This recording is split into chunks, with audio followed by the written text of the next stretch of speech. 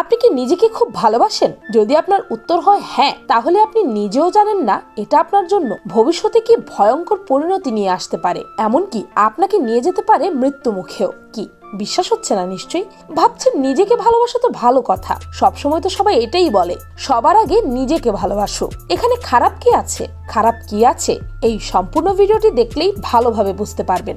এমন একটি লোক ছিল যে কিনা নিজের প্রেমে পড়ে গিয়েছিল, নিজেকেই ভালোবাসতো। তারই গল্প শোনাবো আজ।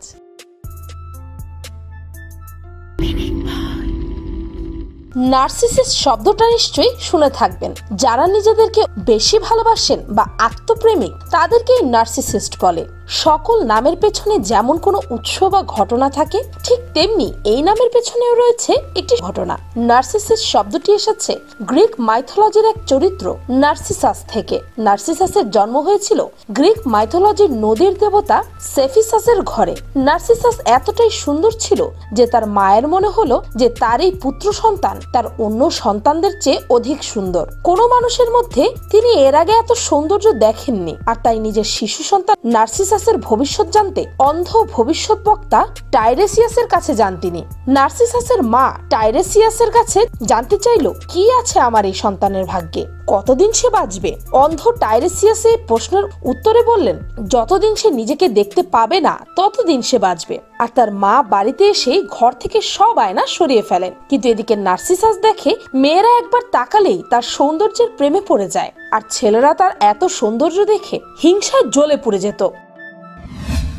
চারপাশে নিজের সৌন্দর্যের এত প্রশংসা শুনতে শুনতে প্রচন্ড অহংকারী হয়ে উঠলেন নার্সিসাস। তার মধ্যে এতটাই অহংকার জন্ম নিল যে কোনো নারীকে নিজের যোগ্য বলে মনে করত না সে। নিজের সমপর্যায়ে কাউকে ভাবতেই পারত না। তার এই অতিরিক্ত আত্মঅহংকারের জন্য নার্সিসাসের কোনো সঙ্গী ছিল না। যেহেতু নার্সিসাস একজন অসাধারণ শিকারী ছিলেন, তাই তিনি কোনো সঙ্গী ছাড়াই শিকারে যেতেন। তেমনই একদিন নার্সিসাস একা একা শিকার করতে বনে গিয়েছিলেন। সেই বনে ছিল এক বনপরী, তার নাম একো, যার অর্থ প্রতিধ্বনি। একো নিজ থেকে কোনো কথা বলতে পারত না, শুধু কেউ জিজ্ঞেস করলে সেই প্রশ্নের প্রতিধ্বনি ফিরিয়ে দিতে পারত।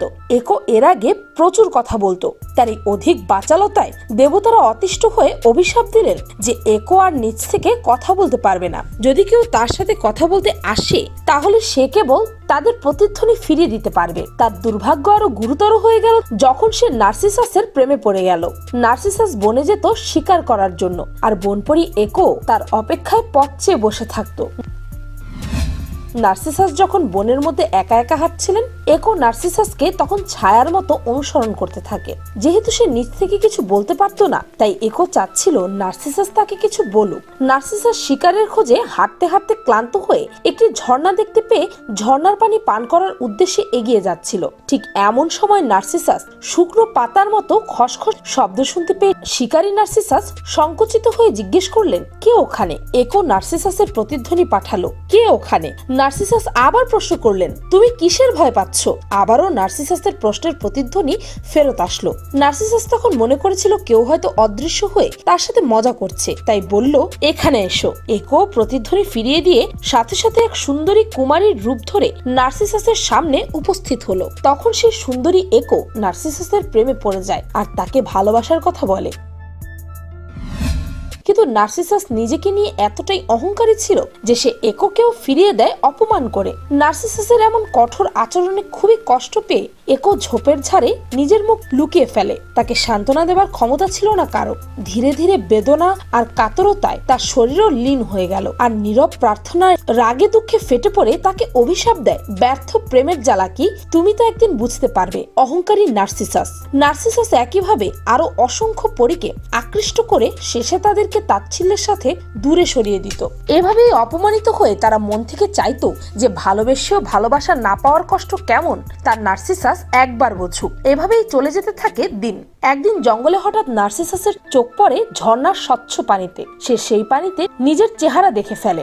নার্সিসাস নিজের রূপ নিজ চোখে স্পষ্টভাবে কোনোদিনই দেখেনি। সেই প্রতিবিম্ব থেকে যেন তার চোখই সরছিল না। আহা কত সুন্দর! সেই প্রতিমূর্তির চারপাশে ফুটে আছে পদ্ম ফুল। কত সুন্দর সেই দৃশ্য। নার্সিসাস আরো নিচু হয়ে নিজের প্রতিমূর্তিকে দেখতে লাগলো আর মনে মনে বলতে লাগলো, তুমি কতই না সুন্দর হে যুবক, যেন পাথরের তৈরি কোনো প্রতিমূর্তি, অথচ কতই না জীবন্ত মনে হচ্ছে, প্রতিটি অঙ্গই যেন প্রাণচঞ্চলতায় ভরপুর। নার্সিসাস ঝর্ণার জলের সেই প্রতিবিম্বকে বলতে লাগলো, কে তুমি, কি করে এত সুন্দর হলে? নার্সিসাস লক্ষ্য করলো পানির সেই প্রতিমূর্তির মুখের ঠোঁটগুলো যেন কেঁপে উঠলো। এরপর নার্সিসাস সেই প্রতিমূর্তিকে আবেগের সঙ্গে জড়িয়ে ধরতে এগিয়ে এলো, কিন্তু ধরতে গিয়ে দেখলো প্রতিমূর্তি ছিন্ন বিচ্ছিন্ন হয়ে যাচ্ছে। এরপর দীর্ঘশ্বাস ফেলে ঝর্ণার জলে সেই প্রতিমূর্তিকে উদ্দেশ্য করে বলতে লাগলো, আমাকে অন্যান্য ব্যর্থ প্রেমিকদের মতো করে ফিরিয়ে দিও না। এরপর নার্সিসাস বেশ কয়েকবার সেই প্রতিমূর্তিকে ছুঁতে গিয়েও ব্যর্থ হলো। নার্সিসাস বারবার সেই প্রতিমূর্তিকে ধরার চেষ্টা করতে করতে ক্লান্ত হয়ে পড়ে। নিজের ক্ষুধা তৃষ্ণা সবকিছু ভুলে গেল সে। সেই প্রতিমূর্তির প্রেমে এতটাই সে মাতাল হয়ে উঠলো যে ঝর্ণার সেই জায়গাটা সে একবারের জন্য ছেড়ে যেতে পারছিল না। অবশেষে একদিন নার্সিসাস নিজের প্রতিমূর্তিকে লক্ষ্য করে হুমড়ে খেয়ে ঝর্ণার পানিতে পদ্ম ফুলের মাঝে ঝাঁপ দিল। এরপর আর উঠতে পারলো না। এমনি বনভূমির এই নির্জন ঝর্ণার জলে ডুবে নার্সিসাসের নীরব মৃত্যু হলো। কেউ তার মৃত্যু চোখেও দেখলো না। তার করুণ মৃত্যুতে কেউ এক ফোঁটা চোখের পানিও ফেললো না। শুধু বনপরি একর হাহাকার শোনা গেল বনের আকাশ বাতাস জুড়ে। একর অভিশাপ অক্ষরে অক্ষরে ফলে গেল। যা চেয়েছিল ঠিক তাই ঘটলো, কিন্তু খুশি হতে পারলো না একো। এ যেন তার প্রেমের বিরহ আরো বাড়িয়ে দিল। পরে নার্সিসাস একটি ফুলে পরিণত হয়, যার নাম দেওয়া হয় নার্সিসাস ফুল। যদিও আরেকটি গল্প প্রচলিত আছে যেখানে বলা হয়, একদিন অনেক রৌদ্রের সময় নার্সিসাস একটা জলাশয়ের ধারে আসে। সে যখনই পানির দিকে তাকিয়ে দেখে এক অপরূপ জলদেবতা জল থেকে তার দিকে তাকিয়ে আছে, সে বুঝতে পারেনি যে ওই প্রতিবিম্ব তারই, এবং সাথে সাথেই সে তার প্রতিবিম্বের প্রেমে পড়ে গেল। নার্সিসাস নিচু হয়ে প্রতিবিম্বকে চুমু খেতে গেল। ওই প্রতিবিম্ব তাকে একইভাবে চুমু খেতে এলো। এটাকে পারস্পরিক সম্মতি মনে করে নার্সিসাস তার প্রতিবিম্বকে জল থেকে টেনে তোলার জন্য হাত বাড়ালো। জলে ঢেউ উঠতেই সেই অপূর্ব যুবক চলে গেল। সে অস্থির হয়ে উঠল। কোথায় চলে গেল তার ভালোবাসার মানুষটি? যখন পানি আবার স্থির হয়ে এলো, সেই সুন্দর যুবক অর্থাৎ তার নিজেরই প্রতিবিম্ব আবারও ফিরে এলো। নার্সিসাস তাকে জিজ্ঞেস করলো, কেন তুমি আমার কাছ থেকে দূরে থাকো? কেন আমাকে এড়িয়ে যাও? আমার চেহারা দেখে কি তুমি চলে যাও? যেখানে পরীরা আমাকে ভালোবাসে, আমাকে পাওয়ার জন্য নারীরা ব্যাকুল, সেখানে তুমি কেন আমাকে দূরে সরিয়ে দাও? তোমাকে দেখে তো মনে হয় না তুমি আমার উপর বিরক্ত। তুমি আমাকে দেখে হাসো, মাথা নাড়ো, তবুও কেন আমি যখন তোমার কাছে যেতে চাই তখনই তুমি উধাও হয়ে যাও? এগুলো বলে আবার হাত বাড়ায় নার্সিসাস, কিন্তু তার প্রতিবিম্ব আবারও চলে যায়। পানি ছুলেই সে অদৃশ্য হয়ে যায়। এতে নার্সিসাস খুব ভয় পেয়ে যায়। সে আর পানির দিকে হাত বাড়ালো না, এক দৃষ্টিতে চেয়ে থাকতে লাগলো তার নিজের প্রতিবিম্বের দিকে। হতাশায় নার্সিসাস শুধু কাঁদতো। যেহেতু সে কাঁদতো, ইকোও তার সাথে কাঁদতো। সে নড়াচড়া করতো না, খেত না, কোনো কিছু পানও করতো না, শুধু হতাশায় পড়ে থাকতো। প্রেমিকের শোকে তার শরীর শুকিয়ে যেতে থাকলো, তার সৌন্দর্য ম্লান হতে থাকলো। যে সকল পরীরা তাকে ভালোবাসতো তারা বারবার তাকে অনুরোধ করলো সেই জলাধারের কাছ থেকে সরে আসতে। ইকো তাদের সাথে সাথে অনুরোধ করলো, কিন্তু নার্সিসাস যেন মন্ত্রমুগ্ধর মতো অটল রইল। চিরদিনের মতো সে জলাধারের পাশেই বসে থাকার সিদ্ধান্ত নিল। এভাবে ভুগতে ভুগতে একসময় একর মতো নার্সিসাসও মৃত্যুর কোলে ঢলে পড়ল। ধীরে ধীরে তার শরীরও অদৃশ্য হয়ে গেল। পরীরা শোকে বিলাপ করতে লাগলো।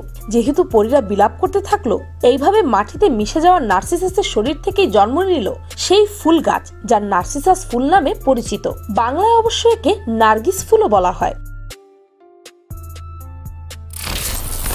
নার্সিসাসের এই স্বভাব থেকেই আত্মকেন্দ্রিকতা বা আত্মপ্রেম বোঝাতে নার্সিসিজম শব্দটি চালু হয়েছে। নার্সিসাস কমপ্লেক্স রোগে ভোগা মানুষেরা অন্যের কাছ থেকে প্রায় সব বিষয়ে অতিরিক্ত প্রশংসা এবং মনোযোগ আশা করে, এবং সেটা না পেলে অনবরত অভিযোগ করতে থাকে। তারা নিজেকে সবসময় শ্রেষ্ঠ বলে মনে করে। তারা মনে করে তাদের চেয়ে সুন্দর, স্মার্ট, ব্রিলিয়ান্ট, পারফেক্ট আর কেউ নেই। নার্সিসিজম মূলত পার্সোনালিটি ডিসঅর্ডার বা ব্যক্তিত্বের সংকট। এই ধরনের মানুষেরা এতটাই আত্মকেন্দ্রিক হয় যে তাদেরকে নিয়ন্ত্রণ করা খুবই কঠিন। একজন নার্সিসিস্ট মনে করেন তিনি বিশ্বের সবচেয়ে আকর্ষণীয় ব্যক্তি, সবার মনোযোগ থাকা উচিত তার দিকে। নার্সিসিস্ট ব্যক্তির জগৎ শুধু তাকেই ঘিরে। কিন্তু স্বাভাবিকভাবে মানুষের স্বভাবে সবসময় বিনিময় প্রথা লক্ষ্য করা যায়। একটি সম্পর্ক গড়ে উঠতে তথ্যের আদান প্রদান, মত বিনিময় এবং একে অন্যকে নিয়ে ভাবাটা খুব জরুরি। একজন নার্সিসিস্ট ব্যক্তির সাথে তাই সম্পর্ক গড়ে তোলাটা কঠিন হয়ে পড়ে। সে তার পছন্দ অপছন্দকে সবসময় তার সামনের মানুষটির ওপরে চাপিয়ে দেয়। ওই মানুষ গোষ্ঠীরও যে নিজস্ব মতামত থাকতে পারে তা তিনি মাথায় রাখে না।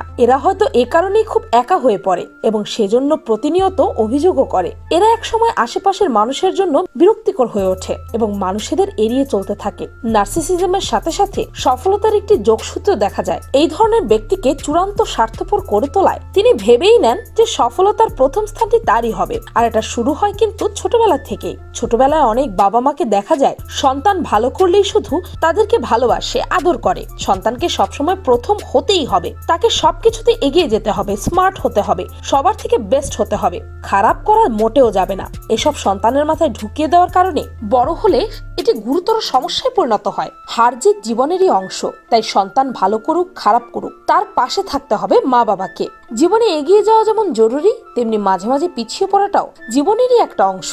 সবসময় উত্থান হয়েছে কিন্তু কখনো পতন হয়নি এমন মানুষ খুঁজে পাওয়া মুশকিল। তাই বিজ্ঞানীরা মনে করেন নার্সিসিজমের পেছনে পরিবেশগত, সামাজিক, বংশগত ও স্নায়ুজীব বিজ্ঞানগত একটি সমন্বয় দায়ী। যদি কেউ তার প্রাথমিক অবস্থায় প্রয়োজনীয় মনোযোগ না পায়, যদি পরিবারে বা বংশে কেউ নার্সিসিস্ট হয়ে থাকে এবং একাকিত্ব, এসবই নার্সিসিজম তৈরি করতে পারে। নার্সিসিজমের চিকিৎসা করা খুব কঠিন, কারণ এক্ষেত্রে রোগীরা কখনোই মানতেই চায় না যে তাদের কোনো অসুখ আছে বা সমস্যা আছে। তারা নিজেদেরকে নিখুঁত মনে করে এবং তাদের কোনো কিছুই শুধরানো প্রয়োজন বলে মনে করেন না তারা। তাই এ থেকে বের হওয়ার উপায় হয়তো নিজে সচেতন হওয়া, নিজের ভুল খুঁজে বের করা। গবেষণায় বলা হয় শতকরা 1% মানুষ এই জটিলতায় ভোগেন।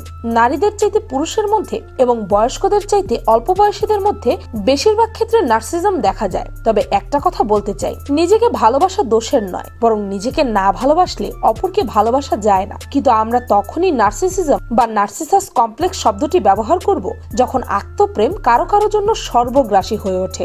ভিডিওটি ভালো লাগলে আপনার ফ্রেন্ডস এন্ড ফ্যামিলির সাথে শেয়ার করতে পারেন। আর পিকিফাই চ্যানেলটিকে সাবস্ক্রাইব করে বেল আইকনে অল নোটিফিকেশন অন করতে ভুলবেন না যেন। আমি ফাল্গুনি, আজকের মতো এই পর্যন্তই। দেখা হচ্ছে পরের ভিডিওতে।